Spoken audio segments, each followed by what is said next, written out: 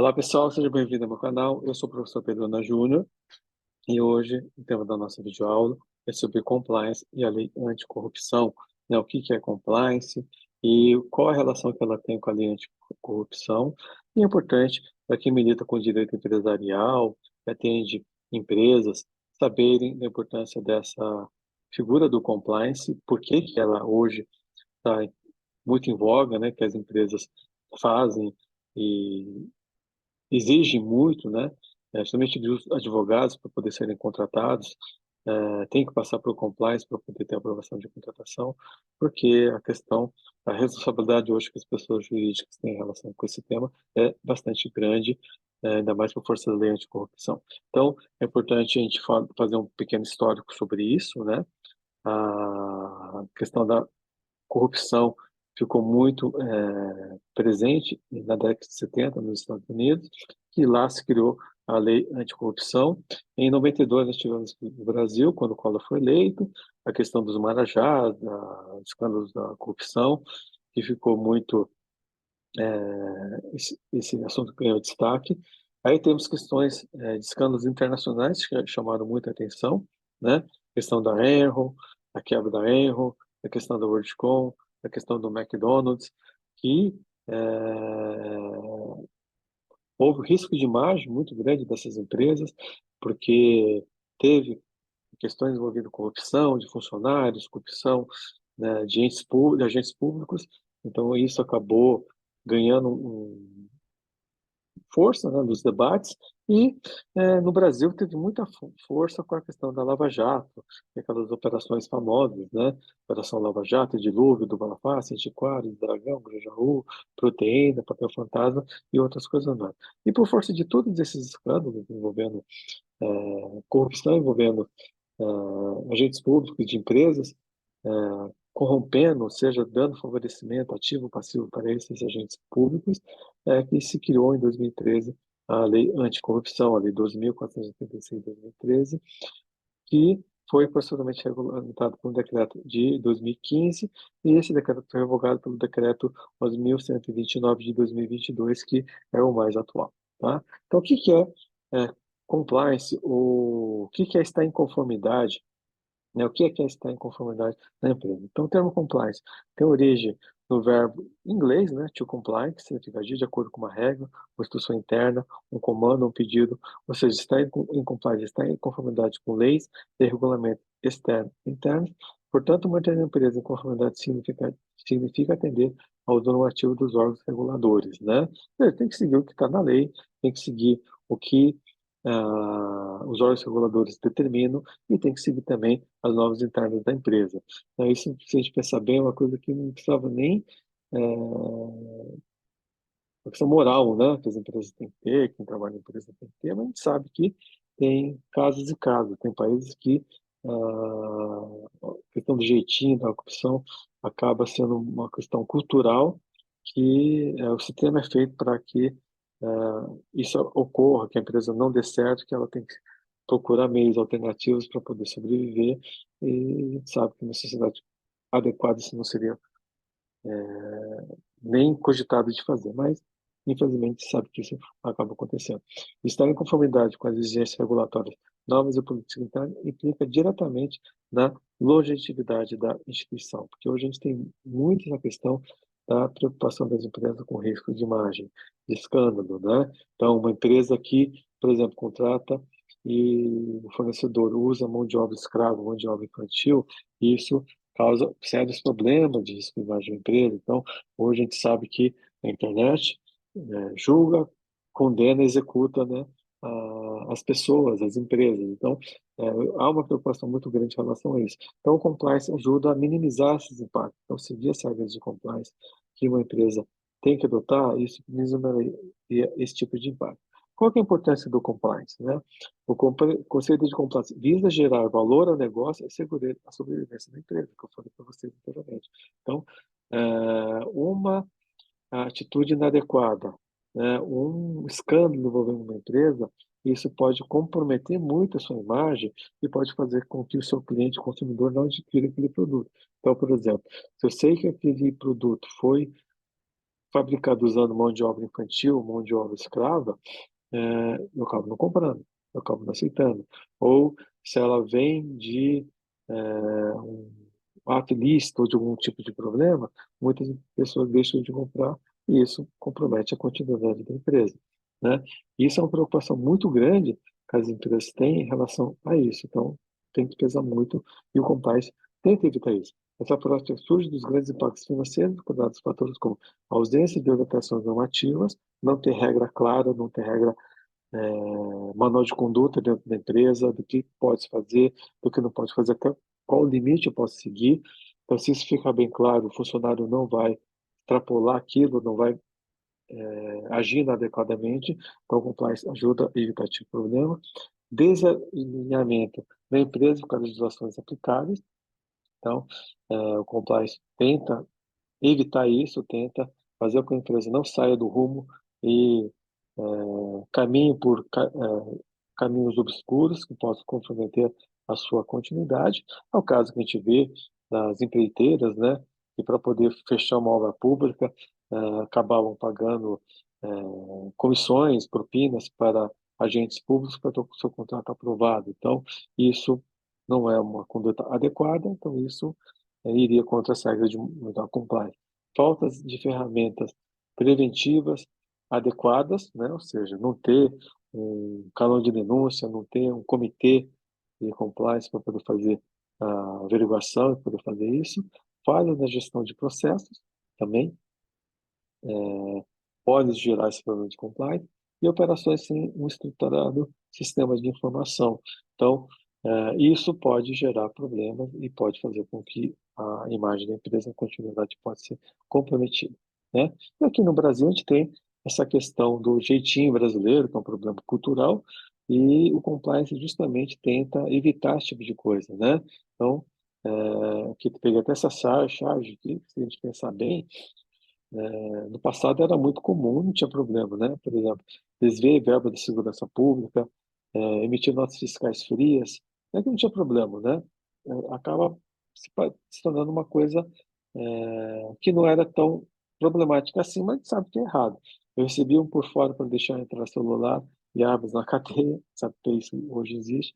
Mandei matar policiais, incendiar ônibus e eu votei no primeiro da fila. Então, são condutas que o brasileiro tem e o compliance justamente tenta fazer com que isso não continue ou não corra para não comprometer a imagem da empresa, porque se isso cair no escândalo, a empresa pode ser comprometida. Aqui é uma outra chart que eu achei interessante também trazer para reforçar essa questão.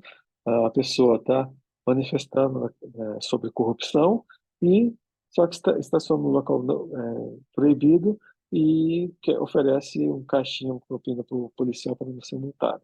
Então, é uma hipocrisia a pessoa agir dessa maneira. A gente sabe que tem gente que faz isso, que vende, que é correto, 100% correto, só que quer dar o seu jeitinho, né? Porque para ele isso não se aplica só para os demais, né? E a gente sabe que isso é uma questão muito séria hoje com as redes sociais, né? E, né, para reforçar a questão do problema cultural, é essa questão que a gente vê, pessoas jogando lata de refrigerante na rua, do carro, jogando bituca de cigarro na rua, né? É uma questão de educação, né?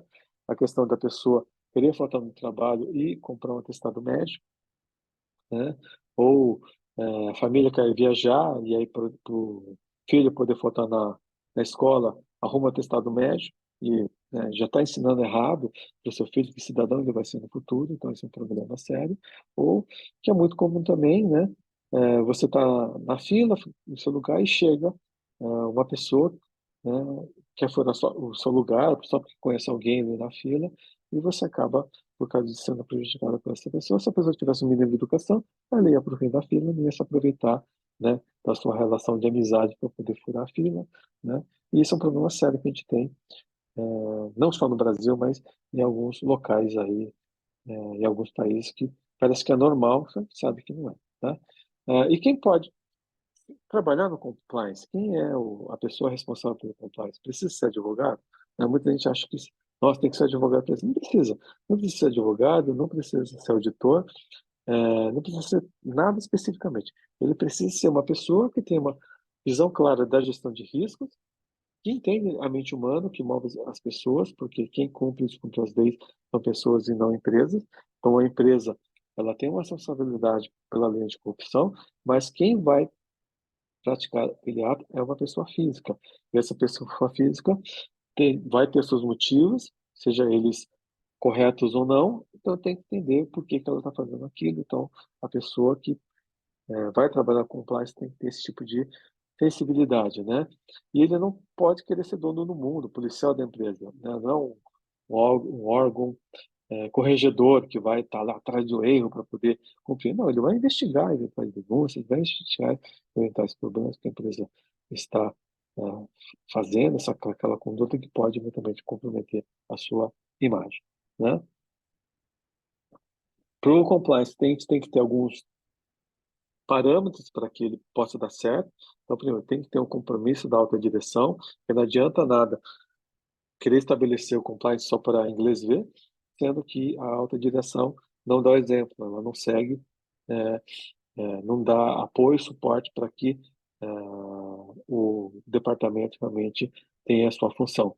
Tem que ter um treinamento regular de funcionários, porque empresas que têm grande rotatividade ou os funcionários são muito tempo, é importante você, de tempos em tempos, fazer esse treinamento para lembrar a questão dos valores, a questão dos parâmetros de compliance. É importante a empresa ter um código de conduta para que, quando houver uma contratação, o funcionário tenha acesso a isso, leia e saiba eventuais punições que ele possa ter se ele praticar determinada conduta e o que a empresa pode fazer ou não pode fazer. Lógico, o código de conduta ele não vai prever 100% dos casos, né?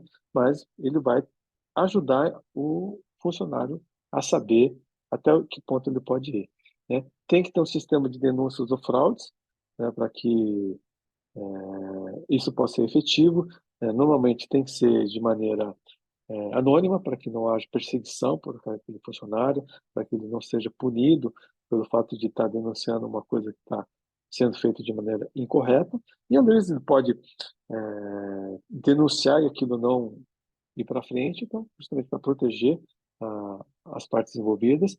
Tem que ter uma avaliação periódica dos riscos, né, das práticas e condutas da empresa, e tem que ter manutenção dos controles internos, de maneira para que evite que a empresa possa ser pega de surpresa por falta de fiscalização, falta de acompanhamento do que a empresa está fazendo, tá? E agora a gente vai falar da lei anticorrupção, que é a lei 12.846 de 2013, né?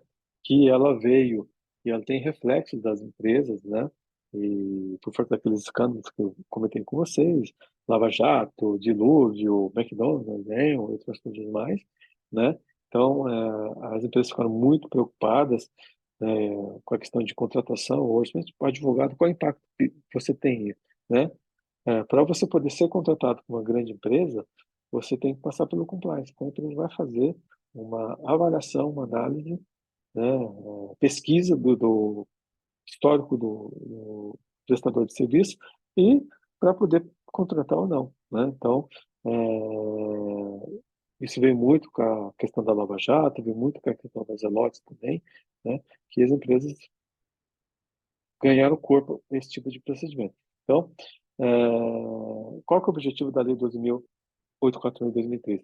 Ela tem um alcance direto do agente corruptor, ou seja, que é a pessoa jurídica, não é a pessoa física, ele vai impactar mais a pessoa jurídica, por isso que a lei anticorrupção foi criada.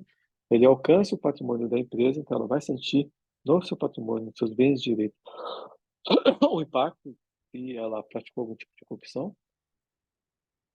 Ela pode ser feita tanto pela via administrativa quanto pela via judicial. Então, pode ter um processo administrativo instaurado ou pode ter um processo judicial instaurado para poder verificar essa questão e ver a responsabilidade da empresa por corromper algum agente público, independente de culpa ou dolo, é uma responsabilização objetiva, é bom colocar. É diferente de pessoa física subjetiva, que a gente está falando mais de responsabilização objetiva. E sanções realmente eficazes. É o poder inimitável, preventivo e dissuasório. Então, qual que é o objetivo? É justamente inibir que as empresas pratiquem esse tipo de conduta contra agentes públicos para obter algum tipo de vantagem, seja direta ou indireta. né? A lei cria um instrumento poderoso de prevenção da corrupção, estimula a integridade corporativa das empresas pelo sistema de atenuantes, né? Que valoriza programas de compliance. Então, ter o compliance, isso estimula a empresa não corromper. Então, esse estimula a que ela não viole a lei anticorrupção. E ela tem um atenuante caso a empresa seja acusada e tenha algum processo contra ela, se ela tiver regras de compliance, né, isso ajuda a atenuar a sua sanção. Facilitação da investigação dos delitos pela colaboração da empresa via acordo de leniência. Então, a Lei 12.846 de 2013, ela tem a figura do acordo de leniência, e o acordo de leniência acaba facilitando a investigação, porque há uma cooperação por parte da pessoa jurídica em ajudar na investigação, enfrenta a corrupção transacional, ou seja, tanto no país como no exterior, e o cumprimento de compromissos internacionais do país perante a ONU, a OCDE e a OEA. Então, a lei foi criada por força desse compromisso que o Brasil firmou com esses órgãos internacionais, né? Ah, qual que é o objeto da lei? Qual é o conteúdo da lei 12.846 de 2013? Então, a lei dispõe sobre responsabilização administrativa e civil de pessoas jurídicas pelo prática de atos contra a administração pública, estrangeira e nacional, ainda que cometidas no exterior. Então, esse é o objetivo da lei, né? Quais são as penas aplicáveis caso uma pessoa jurídica seja objeto de processo administrativo ou judicial da lei anticorrupção, artigo 6º? Ela vai ser aplicada uma multa de 0,1% a 20% do seu faturamento bruto no último exercício anterior da declaração do processo, excluído os respectivos tributos, então é o faturamento bruto dela, e ela pode ser é, dosimétrica, ou seja, ela pode ter um grau de escala, né? Ou de 6 a 60 milhões, se não for possível utilizar o critério do faturamento. Então, o parâmetro é esse. Então, cabe a quem está fazendo o processo administrativo judicial aplicar a multa de acordo com os atenuantes que forem verificados naquilo ou agravantes, né? Nunca será inferior à vantagem oferida, se possível a sua estimação. Então, por exemplo, a empresa ofereceu R$ 100.000 de propina para aquele agente público. Então, essa multa não pode ser inferior a R$ 100.000. Então, que a lei acaba colocando. Se ela não for possível estimativa, então vai nessa questão de 1 a 20% do faturamento, em número de 6 mil a 60 milhões de reais. E essa multa, né, que vai ser aplicada sobre a pessoa jurídica, ela é passiva de inscrição em dívida ativa e execução fiscal. Então, ela vai seguir o procedimento da execução fiscal tributária, né? Então, é o que prevê a legislação, a lei anticorrupção.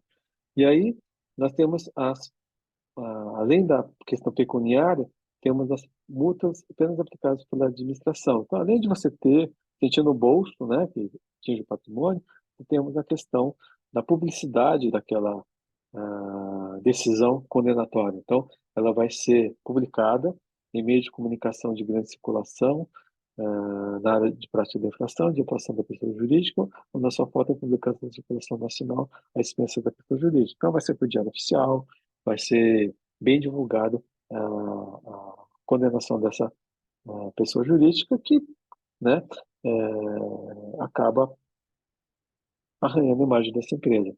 Ela pode ser também fixada por edital, no local público, prazo de 30 dias, no próprio estabelecimento, no local de sua atividade, e também vai ser divulgada, né, na internet essa condenação. Então, acaba tendo reflexos de imagem que a empresa vai sofrer se ela for condenada pela lei anticorrupção.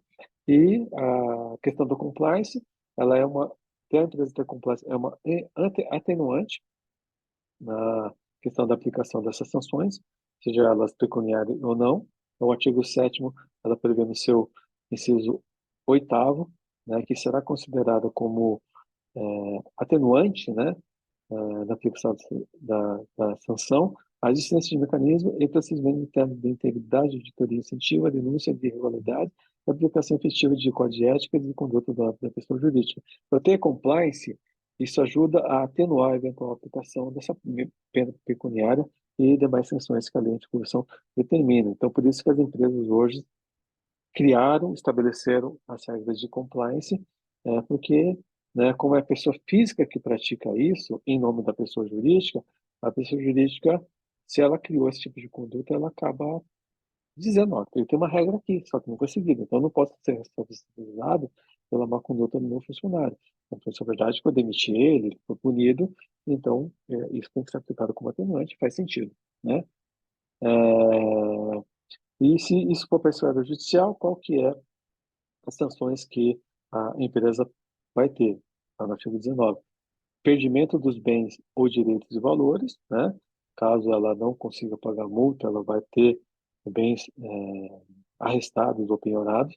Suspensão ou interdição parcial pode ser limitada ao estabelecimento, local, produto ou serviço. Então, você vê que penas não são leves, são pesadas, pode até fechar o estabelecimento, interditar. Então, isso é péssimo, né? Porque se isso vai para a mídia, né, a empresa fica com problemas de recuperação dessa imagem, há possibilidade de dissolução compulsória, ou seja, eu posso dissolver aquela empresa, extinguir aquela empresa, e proibição de receber incentivos, subsídios e empréstimos do poder público. Eu não posso participar mais de concorrência pública. Então, vamos imaginar uma empresa que participa de grandes obras públicas.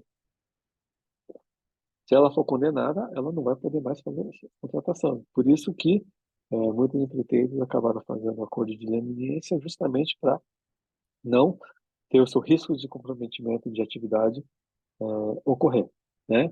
E o desenvolvimento e implementação da efetiva estrutura interna do compliance é feito através de que maneira? Através de código de conduta, código de ética, política anticorrupção, controles internos. Esses são instrumentos que a empresa pode ter para poder ter um compliance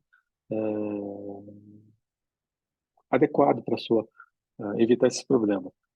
Auditoria, ter uma auditoria externa, gestão de risco, principalmente de terceiros, então uma empresa contratada para poder gerir risco caso ocorrer. Então, quais são as condutas que tem que ter com a imprensa, se vai ter que fazer nota pública, se vai ter que dar uma entrevista para poder esclarecer aquele trato, demitir funcionário, outras coisas mais. Nada detalhado quando da aquisição da empresa, então quando eu vou fazer a aquisição de negócios, fazer uma due diligence para poder verificar se realmente existe alguma coisa que possa comprometer a minha. Treinamento de funcionários é importante. Ter profissionais especializados à frente do compliance, que sejam treinados para poder agir de maneira adequada, ter canais de denúncias, ter gestão de documentos para poder fazer uma auditoria e analisar, e pegar e ver os problemas, ter procedimentos investigatórios para poder verificar se aquela denúncia é adequada ou não, se ela é procedente ou não, porque isso pode ocorrer por uma má intenção daquele funcionário, que ele quer mais prejudicar alguém, e até a própria empresa, por ele não estar satisfeito. Ter comitês com altos executivos para poder ter poder de gestão, diretores, né, gestores, para poder isso de fato acabar acontecendo, porque ele não pode ser um órgão simplesmente para inglês ver, que foi criado só para dizer que tem, só que ele não tem autonomia nenhuma e não tem decisão nenhuma, e então, isso não vai servir para nada, né? Tem que aplicar sanções efetivas, então, se for descoberto que o funcionário praticou aquela conduta, se vai ser demitido, se ele vai ter que indenizar a empresa, então isso é importante para poder fazer com que o compliance seja efetivo e é importante, segurança versus engessamento. Então, o compliance ele não pode atrapalhar o desenvolvimento da empresa. Ele vem para poder ajudar a empresa, primeiro, de maneira preventiva, evitar que ela cometa determinadas condutas, que os funcionários cometam determinadas condutas, e também, se caso ocorrer, ela ter que ter procedimentos para poder agir nesse eventual problema e ter soluções para isso. Então, é importante isso para o compliance fazer. E quais algumas razões para que adotar esse compliance, né? Melhoria do nível de governança corporativa, isso aumenta e ajuda a governança corporativa da empresa. Prevenção de problemas que podem evitar empresas financeiras, multas ou outras implicações legais, aquilo que eu falei para vocês. Então, ter bem penhorado, ter a empresa fechada ou parcialmente fechada, ou ter que pagar essa multa, né? Então, isso evita esse tipo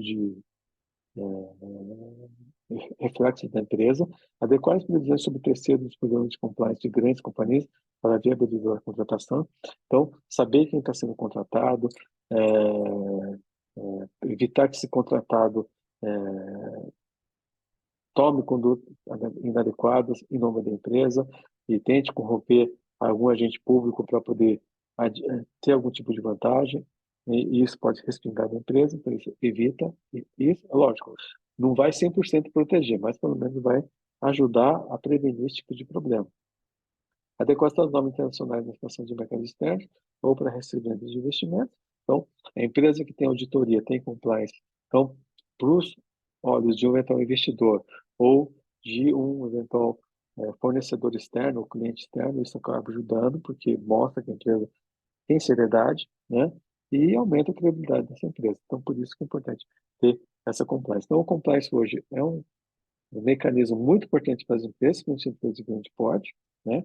Porque isso evita determinadas condutas por parte dos seus funcionários e evita que o risco de imagem da empresa possa ocorrer, né? Então, ela tem muito a ver com a lei anticorrupção, a lei criada em 2013, por isso que é importante. Você que milita com o direito empresarial, seja tributarista, societário, entenda isso, porque